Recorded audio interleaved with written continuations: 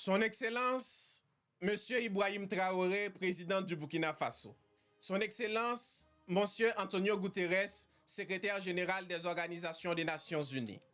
Chers frères et sœurs d'Afrique francophone et vous tous citoyens du monde libre. Je vous adresse aujourd'hui non pas pour me plaindre, mais pour corriger un mensonge historique. Depuis des siècles, on vous raconte Haïti à l'envers.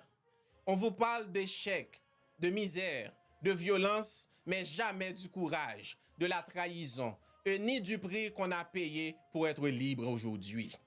Haïti est le seul peuple au monde à s'être levé et à avoir regardé son maître droit dans les yeux pour lui dire « Je préfère mourir libre que de vivre esclave ».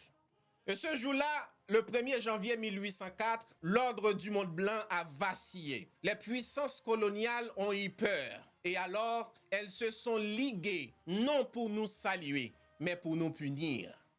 On ne vous l'a pas dit, mais ce que vous appelez aujourd'hui l'échec haïtien est en réalité un châtiment planifié, financé et imposé. Aujourd'hui, je viens vous révéler ce que l'histoire a effacé. Pas pour réécrire le passé, mais pour une fois, le monde entier entend la vérité depuis la bouche d'un Haïtien. Ce que vous allez entendre, ce sont des faits, des actes, des décisions politiques, militaires, économiques prises par les puissances impérialistes, notamment la France et les États-Unis, qui expliquent pourquoi Haïti a été volontairement maintenu à genoux. Chers peuples frères du monde libre, Thomas Sankara a dit, et je cite, « L'esclave qui n'est pas capable d'assumer sa révolte ne mérite pas qu'on s'apitoie sur son sort. » Cette phrase a pris tout son sens, non pas en 1981, quand il était encore capitaine, mais en 1803 à Saint-Domingue. Quand des hommes noirs, des esclaves venant d'Afrique, comme Jean-Jacques Dessalines, Capois-Lamort, Henri Christophe, ont pris les armes, les machettes, les pierres et ont osé répondre à la barbarie par la révolte. Le 18 novembre 1803, à Vertières, dans le nord d'Haïti, ils ont infligé une défaite humiliante et historique à l'armée française. L'armée la plus puissante, la plus équipée, la plus arrogante de l'époque. Ils ont combattu au corps à corps face à des canons, des baïonnettes, des fusils et ils ont gagné. Cette liberté n'a pas été négociée. Ils l'ont arrachée au prix de leur vie. Et le 1er janvier 1804, ils ont fait ce qu'aucun peuple noir n'avait fait avant eux. Déclarer une indépendance arrachée dans le sang contre un empire blanc. Mais ce que l'Afrique, le monde noir et le monde entier doivent savoir, c'est que le prix de cette liberté n'a jamais cessé d'être payé. La France a exigé une rançon. L'Europe a applaudi. C'était un avertissement au reste du monde et à l'Afrique en particulier. Restez esclaves ou vous soyez détruits comme Haïti. En 1825, 21 ans après notre indépendance, la France revient. Mais cette fois sans armes apparentes, avec un décret royal. Haïti devra verser 150 millions de francs or en échange de la reconnaissance de son indépendance. Un chiffre délirant équivalent au budget annuel de la France elle-même. Le gouvernement haïtien refuse bien sûr, mais la France mobilise ses alliés, les États-Unis, l'Angleterre et l'Allemagne, pour imposer un blocus économique. Haïti, jeune nation, isolée, étranglée, aucun pays ne voulait commercer avec nous tant que nous ne payons pas la dette d'une indépendance gagnée au champ de bataille. Nous n'avions pas eu le choix. Et le comble de l'humiliation, la France, sans honte, nous prête l'argent pour qu'on la paie. Un vol impérial. Pendant près d'un siècle, 80% des revenus de l'État haïtien partent vers la France.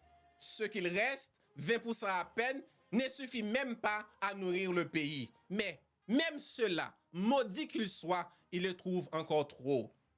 En 1880, la France exige la création d'une fausse structure souveraine, la Banque nationale d'Haïti. C'est la France qui l'administre, C'est la France qui imprime notre monnaie. C'est la France qui collecte nos impôts et qui gère nos exportations. L'argent du peuple haïtien tiré du café, du sucre, du cacao ne reste jamais en Haïti. Il prend officiellement, légalement, froidement le chemin de Paris. Et quand la France sent sa domination menacée, elle invite deux autres bêtes sauvages à la table. En 1910, elle fonde avec les États-Unis et l'Allemagne la BNRH, Banque nationale de la République d'Haïti. Non trompeur, le siège est à Paris et à New York et Haïti n'a aucun pouvoir réel. On nous prête 9 millions de dollars à travers ces banques, mais on nous demande de rembourser 12. L'argent circule entre les banques étrangères, le peuple haïtien ne voit rien, mais il doit payer avec intérêt, maudit qu'il soit. Pour justifier leur présence, ils créent une instabilité déguisée. Entre 1900 et 1915, 7 présidents haïtiens sont renversés au gré des intérêts impériaux. Chaque président soutenu par une puissance est saboté par les deux autres. Haïti devient un pion sur un échiquier géopolitique, un laboratoire de pillage. Mais ce qui allait produire en décembre 1914 allait dépasser toutes les limites. Un braquage pur et simple en plein jour par une puissance étrangère dans notre capitale, Port-au-Prince, Haïti. À la veille de la Première Guerre mondiale, Haïti est en ruine. Le pays est en exsangue, écrasé par une dette imposée, contrôlée par des banques étrangères, livré à une guerre d'influence sans nom. Derrière le rideau, 3 puissances impériales se disputent notre dépouille. La France, l'Allemagne et les États-Unis. Alors, le 6 décembre 1914, à 13h précises, 4 navires de guerre américains accostent à Port-au-Prince. Des marines américains en uniforme, lourdement armés, pénètrent dans la Banque nationale de la République d'Haïti et ils en ressortent avec 17 caisses d'or. Chaque caisse contient 500 000 dollars d'or de l'époque, notre réserve nationale, et calmement prend la direction de New York, réserve fédérale américaine. Le gouvernement haïtien choqué, affaibli, proteste, mais personne ne l'écoute. Aucune nation ne condamne, aucune sanction internationale, aucune enquête. Ce jour-là, Haïti ne perd pas seulement son or, mais il perd aussi son dernier souffle de souveraineté. En réalité, notre économie n'a jamais été à nous, et ça, c'était pas de notre faute. Peu le savent, mais depuis 1804, Haïti n'a presque jamais contrôlé ses finances. De 1825 à 1947, notre monnaie, nos banques, nos dettes étaient aux mains d'étrangers. C'était qu'en 1947, sous la présidence de Dumassé estimé, que nous avons payé la dernière tranche de cette dette maudite. Sans aide, sans dons, sans assistance de la communauté internationale. Avec les menus de nos paysans qui ont offert ce qu'ils n'avaient pas pour réunir 5 millions de dollars et racheter la Banque nationale à la Citibank américaine. Ce jour-là, Haïti a respiré, mais le mal était déjà fait. Nous avons raté le 19e siècle et perdu le 20e siècle, 2 siècles de pillage, 2 siècles de chaos organisé, 2 siècles de retard infligés par des puissances qui n'avaient jamais accepté notre liberté. Alors, on a attendu. On s'est dit que peut-être un jour, l'histoire nous offrirait une nouvelle chance. Et puis un jour, la terre a tremblé. Le 12 janvier 2010, le ciel était bleu. Aucune menace, aucun bruit d'avion, juste un peuple épuisé, mais debout. Puis soudain, la terre a craqué. Un tremblement de terre d'une colère engloutissant ce que ce peuple avait construit malgré tout. En 35 secondes, Haïti a cessé de battre. Les murs se sont effondrés. Les cris ont déchiré l'air. Le béton a brisé les os. Plus de 300 000 vies fauchées. Port-au-Prince est devenu un cimetière à ciel ouvert. Les rues étaient pleines de sang, de poussière et de silence. Des enfants sous les bancs d'école ont été disparus. Des infirmières ensevelies dans leurs hôpitaux, de familles entières disparaissent sous des décombres jamais relevés. Ce jour-là, Haïti ne pleurait pas. Haïti hurlait. Et pour une fois, le monde a entendu. Les caméras étaient braquées sur nous. Les promesses pleuvaient. Les ONG arrivaient par centaines. Et dans ce silence rempli de morts, On aurait pu entendre la voix des Haïtiens disparus. Si notre mort peut offrir à ce pays une seconde chance, alors qu'ils vivent. Mais on nous a encore volé. Cette fois-ci, pas nos maisons, pas notre or, notre dernière chance, notre dernier souffle de vie. Les pays amis Haïti ont contribué 13,5 milliards de dollars pour reconstruire ce pays, reconstruire les routes, les hôpitaux, logements, écoles et universités, etc. Pour cela, ils ont créé un organisme spécial, la CIRH, Commission intérimaire pour la reconstruction d'Haïti. À sa tête, 2 personnalités internationalement ou mondialement connues. M. Bill Clinton, l'ex-président des États-Unis, Jean-Max Bellerive, ex-premier ministre d'Haïti. Tout devait passer par eux. Ils recevaient l'argent, ils décident, ils font ce qu'ils veulent. Mais 15 ans plus tard, aucun rapport, aucun audit, aucune reconstruction. L'argent s'est évaporé et Haïti, trahi une fois de plus, est resté dans la poussière. Aujourd'hui, bizarrement, ces mêmes personnes vendent un Haïti brisé, un peuple faible, corrompu, incapable de prendre son destin en main. On fait croire au monde entier que nous ne méritons pas notre indépendance parce que nous ne savons pas gérer un pays. Mais ce qu'ils ne vous disent pas, c'est qu'à chaque fois que nous avons essayé, ils ont utilisé la force, parfois les armes, même les occupations, surtout la diplomatie pour nous étouffer.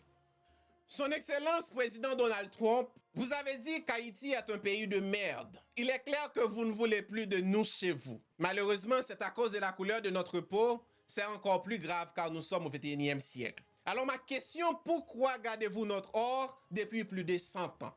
Le 6 décembre 1914, des marines américains ont braqué notre banque nationale. 17 caisses d'or ont été enlevées direction de New York. 3 milliards de dollars aujourd'hui. Ce n'était pas une aide, c'était un vol. Vous êtes un homme d'affaires. Alors dites-moi, quel homme garde l'or d'un autre dans son coffre et l'insulte en retour? Et ce n'est pas tout.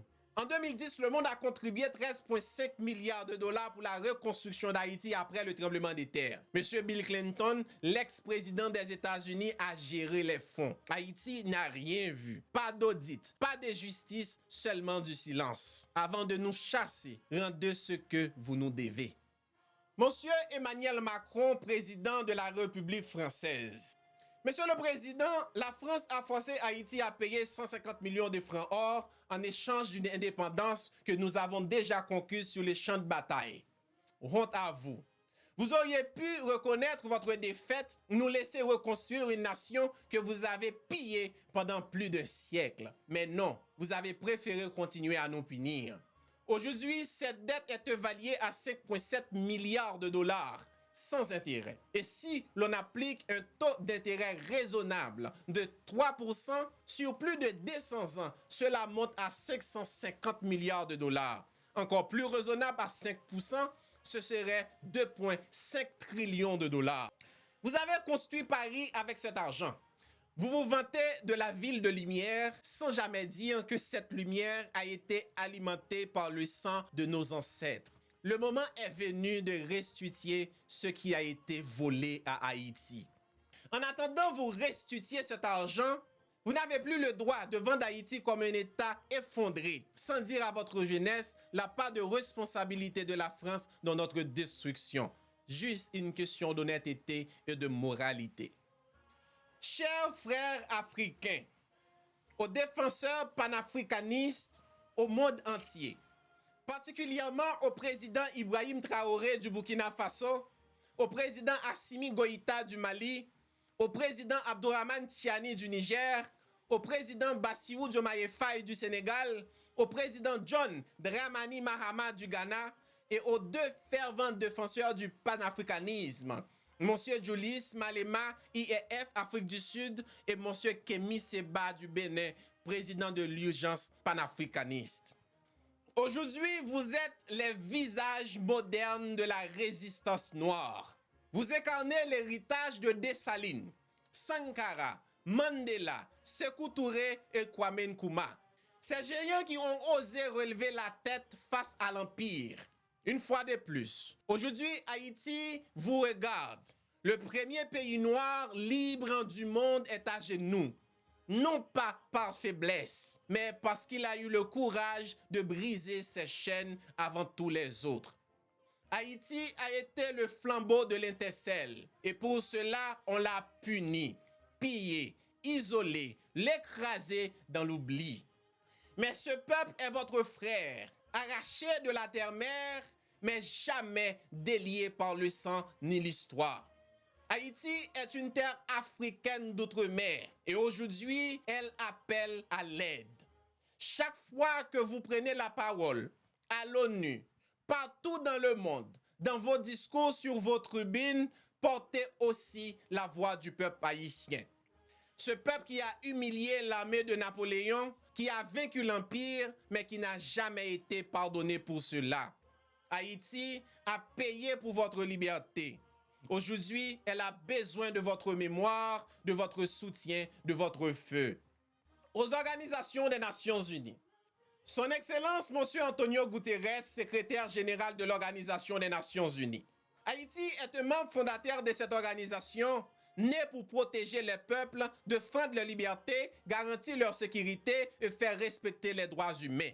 Mais depuis trop longtemps, les Haïtiens voient leurs droits piétinés sans réaction de votre part. Aux États-Unis, par exemple, des déportations massives se font sans respecter les normes internationales. En République dominicaine, la République voisine, la situation est encore plus grave.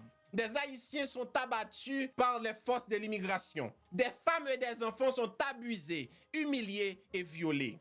Récemment encore, une mère haïtienne a été violée dans l'aéroport Las Américas devant son enfant par un agent de l'immigration. Où est l'ONU? Pourquoi ces silences? Pourquoi ces deux poids, deux mesures?